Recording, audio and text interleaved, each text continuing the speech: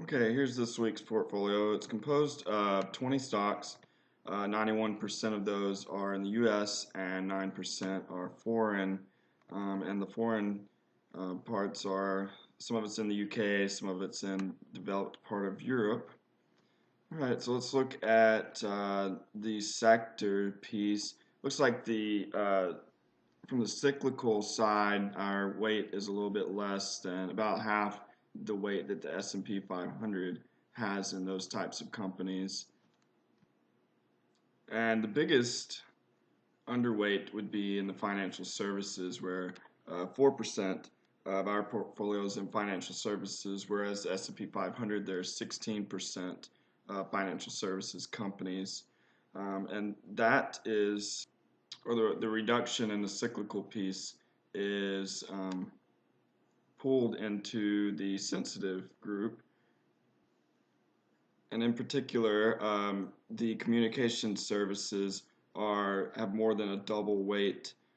So does energy, and the um, sensitive group, and technology is generally in line with the S&P 500. And going down to the defensive side, we have about the same weight in defense overall, but the healthcare piece is we have a larger weighting in healthcare and no consumer defensive companies. So with this portfolio, we're moderately aggressive and optimistic about the market overall. And the largest pieces in our portfolio are energy, technology, and healthcare, which represent almost 70% of the portfolio.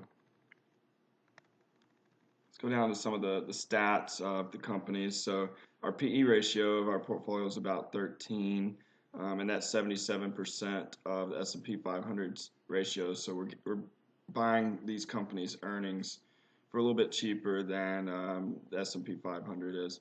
And then price to book, same situation. We're buying the net assets of the companies for a little over 2 times, and that's about 80% of the price of the S&P 500. Or we're purchasing the net assets for about 80% of what the S&P 500 is being purchased. Return on assets and return on equity are about the same, and so is the projected earnings per share growth. Big difference here, our dividend yield in our portfolio is about 77% more than that of the S&P 500, and our market cap's a little bit larger, so on average our companies are a little larger than the S&P 500.